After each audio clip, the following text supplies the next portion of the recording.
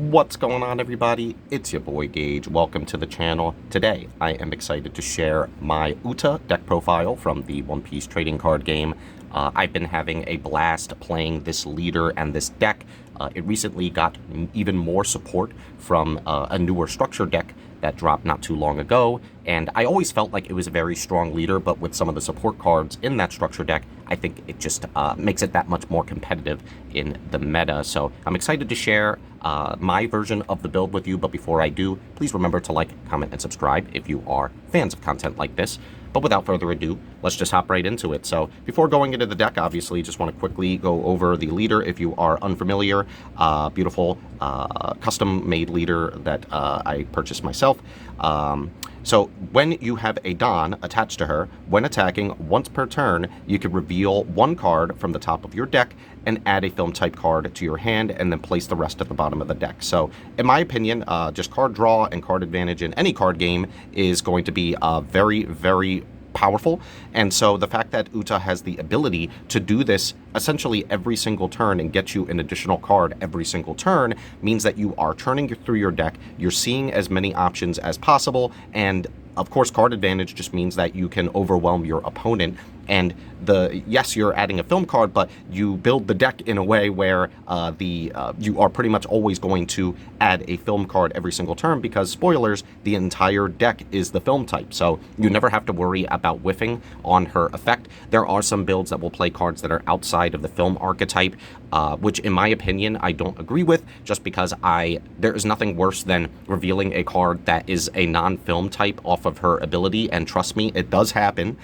So in my opinion, the best way to build this deck is to just go all film, make sure that you hit 100% of the time on her ability and, overwhelm your opponent in card advantage. So that's the leader. Now going into the main deck itself. So I wanted to start off by going over the main searcher for the deck, and that is going to be the 3-cost 5,000 power Nami. This is on play, and when attacking, you rest a Don to look at the top 3 cards of the deck, add a film other than herself, and add it to your hand. So very, very powerful. The fact that you can use it on play and when attacking. The stat line is perfect in terms of, 3 is pretty much no Don at all, and the fact that it's 5,000 power means that you can continue to swing either into your leader or even some of your opponent's rested characters. And because it's when attacking, you can continue to essentially search every single turn if your opponent does not answer this. There are instances in which if you have this for multiple turns, you are turning through your deck and you are adding an additional card, not only off of Nami's ability, but also off of your Uta every single turn, and you will just be drowning in card advantage. So it does put pressure on your opponent to focus on trying to remove the Nami as much as possible.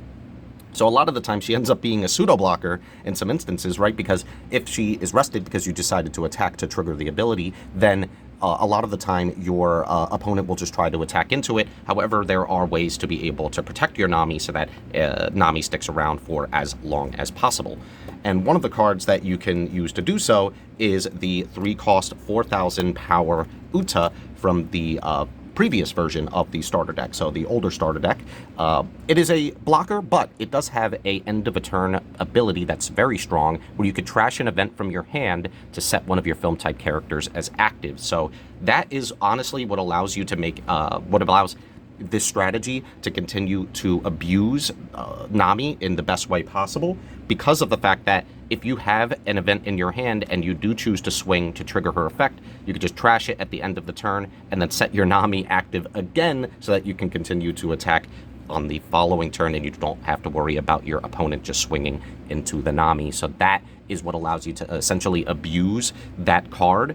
And of course, even if it was rested, you don't necessarily have to trash an event, because if they try to attack into Nami, you could just prevent the Nami from being attacked by just blocking it with the Uta anyway. So there are also other blockers that you can use to protect the Nami. So in my opinion, being able to take as much advantage of Nami as possible will allow you to gain the card advantage necessary to win in the long game, because this is a game of attrition. You're not playing super powerful, high-statted characters in your deck, so a lot of it is really just trying to overwhelm your opponent. So 4 copies of the Uta is perfect in my opinion.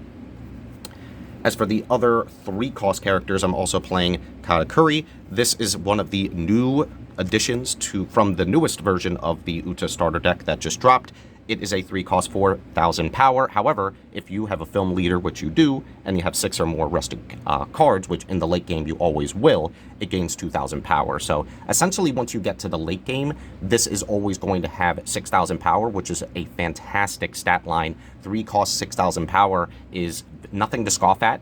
And the fact that this essentially replaced Zoro for me, because Zoro was a 4-cost 6,000 attacker. However, the Zoro is the issue with the Zoro was that it was not able to be cheated out by the Brook effect, whereas this Katakuri is. So I'll go over Brook in just a moment, but I wanted to show all of the 3-cost cards that could be played off of the Brook's effect beforehand. So I highly recommend playing for Katakuri. I'm also playing 4 copies of Usopp, very generic 3-cost 5,000 attack character. Nothing particularly notable about Usopp, just a solid stat line all around. However, it is playable off of the Brook, which I will go over in just a moment. So now I get to show off a very powerful character in Brook, 4-cost 5,000 power, and it has the on-play to play a film type character with a cost of 3 or less from your hand. So all of the characters that I have shown so far can be played off of his effect. So it really just depends. If you have multiples, it really just depends what you need in that moment. If you need access to a blocker in a pinch, then you could go ahead and go for and play an Uta off of his effect. If you need access to a searcher, you could go for the Nami if you didn't already have one in play. Or if you just need a solid attacker, you could go ahead and play these options as well. That's why I did end up replacing the Zoro with Katakuri, because there were instances in which there was a Brook and a Zoro in my hand, and I was not able to take advantage of the Brook's effect. So I really just wanted to increase the consistency in the number of just 3-cost efficient attackers that I know that I would be able to play off of Brook's effect, and the change has been very positive in my playtesting so far. And then one of the other newer support cards for the deck is the 4-cost 6,000 power Uta, also from the new starter deck. So also a blocker, but it does have an activate main once per turn. You could trash a film type card from your hand, so that's pretty much any card, it doesn't have to be an event, to give 1 rested Don to your leader or one of your characters. So this is fantastic because 4-cost 6,000 is just a fantastic stat line in general when it comes to having a blocker, because you could also just use it as a very solid attacker if needed, but the activate main makes it so that you will be able to power up your Uta and give the Don necessary to be able to trigger her ability if it just so happens that you have a lot of cards in your hand. Maybe you don't necessarily need to play one of those cards. You could say to yourself, all right, well, I have a lot of cards in my hand. Maybe if there's something that you're looking for specifically, you could go ahead and just use one of the rested Don that you use to play the Uta, and then give trash a card from your hand, give it to the leader, and then you will be set up so that your leader will be able to draw a card off of the attack. Of course, I'm playing 4 copies of Monkey D. Luffy, the 7-cost 7,000 character that is insanely broken. This is a blocker, so very hard to get rid of and to attack, because your opponent always has to either be swinging for 7,000 or more if they want to guarantee that an attack will go through. But it also has the effect where you can play a film or straw hat type character with a cost of 4 less from the hand. So that is very powerful in tandem with pretty much every single card that I've shown you up until this point. It's what makes the deck very scary, because you can swarm the field with many characters in a pinch unexpectedly. So your opponent always has to be worried that once you get to 7 Don, Luffy is an option that you can go for, and now they're staring down 2, potentially 3 cards, and the Don that you are, the Don investment of 7 ends up gaining you so much advantage. So in tandem with Brook, it's even more powerful, because if you play the Luffy, you can play the Brook, and then you can also have access to playing all of those 3-cost characters that I showed you earlier, getting you 3 cards onto the field. So as I mentioned, Luffy is a house. It is what makes the deck unfair in some instances, because if you even if one gets outed, you can always have access to another one and just continue to swarm the field. So that is why I max out on 4 copies of the Luffy. And to round out some of the newer cards that we're playing in terms of our characters. We are playing the new 9-cost, 11,000 attack Shanks that simply says on play, KO up to one of your opponent's rested characters. This is very powerful, obviously, just being able to freely kill something. As long as it's rested, most of the time your opponent is going to be attacking, so there will be something that you can go ahead and kill with this, and there's no stipulation as to the level, as to the DP, as to the character type that you can delete. As long as it's rested, it's gone. So that is why Shanks is just scary top end to have.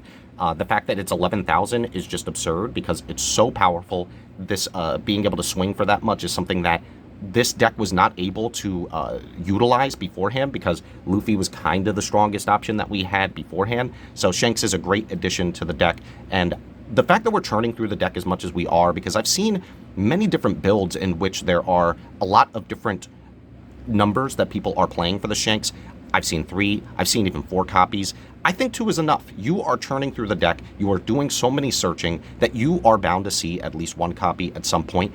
But the issue is that when you are playing too many copies, because it isn't a counter, early game this just becomes a brick. And I really just wanted to mitigate having any bricks early game because I want to ensure that I can actually see the end game because, as mentioned, this is a war of attrition with this deck and card advantage. So it's not imperative that you have something that can kill a rested character, right? It is very nice to have, but the fact is that you don't necessarily need it early game, and so 2 has been the sweet spot for me. And to round out some of the characters, I am playing 4 copies of Tony Chopper. Really just meant to be a 2k counter for the deck. And then 4 copies of the 4-cost 5,000 Sanji. Just a solid stat line for a 2k counter. So yeah, I was considering running the Luffy and from the new starter deck, which is also a good 2k counter. I agree that Luffy is also a good option because it does also have the ability to be played for free off of the Brook, but a lot of the times my 2k characters are just, the 2ks are going to stick in my hand for being able to counter out of things anyway, so the Sanji, I feel like if I really needed to play a character in a pinch, then his stat line is just more, is just better in my opinion to be able to hard play if I was desperate enough to play a 2k in general.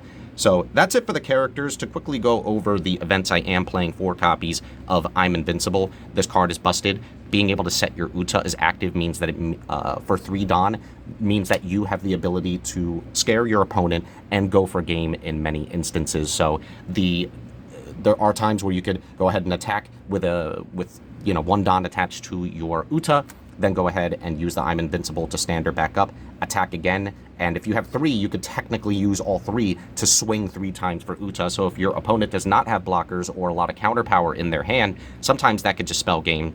There are times where if your opponent doesn't have a lot of cards in hand, or if they don't have any blockers, you could just put 7 Dawn on your Uta, and then if they just magically are able to counter out of that attack somehow, you could then put 3 into the I'm Invincible and then swing again with all that power. So I'm Invincible is just very strong. It does have a unique trigger that doesn't always come up, but it can to save you in a pinch, where up to one of your leader characters can gain 1,000 power during the turn, which has saved me in some instances. I'm also playing 4 copies of Backlight. In my opinion, this is necessary because of the fact that you have the ability to either rest one of your opponent's characters with a cost of 5 or less, or KO one of your opponent's rested characters with a cost of 5 or less. So no matter what, you're either going to be resting a blocker, you're going to be resting an attacker and that you can then attack into, or if something already attacked that's a cost of 5 or less, you can just straight up kill it. For 2 Dawn, being able to kill a 5-cost character is just insane efficiency, so that's why I personally like to max out on this, and I want to be able to play the best events to be able to have in a pinch if I need to pitch it off of something like an Uta effect to restand one of my film characters. So Backlight is broken in my opinion. I do see some builds that are playing 2 or 3. I don't understand why. I want to be able to see this card at all times. I want to be able to play the best events to be able to take advantage of my Uta's restand ability, and Backlight is just one of the better options to play. And then for the last searcher, the probably one of the most busted searcher options in the game is New Genesis from the original version of the starter deck. Main, if your leader is Uta, which it will be, you can look at the top 3 cards of the deck and add a film type other than New Genesis and add it to your hand. So after that, you can then place the rest at the bottom of the deck and then set up to one of your Don as active. So essentially, as long as you have a Don available, this is free. Because all you have to do is just rest a Don, play this, search, and then restand the Don that you just played. So, yeah, this is a free searcher that, again, just helps to increase the consistency of your deck and help to see the different cards that you want to search into. So, guys, that is it for the profile. I hope that this was something that you maybe learned something, or maybe you're interested in playing the deck yourself, and I highly recommend this leader, especially for newer players of the game, because the game plan is fairly straightforward. You want to try and utilize the Uta ability to draw a card every single turn, swarm the field, and overwhelm your opponent with card advantage. So yeah, I think that Uta is just a perfect leader to start the game with. The deck is fairly straightforward, but in late game can have very interesting scenarios that make it so that you are able to express. It has a high skill ceiling in terms of how you determine to play your late game. So I can't riff enough about how awesome this leader is. Uta is also just a favorite character of mine. So yeah, if you stuck around to this point, you're a real one. I appreciate your time. Please remember to like, comment, and subscribe if you're fans of content like this. I'll continue to do many different types of deck profiles for different games in the future. And until next time, GG.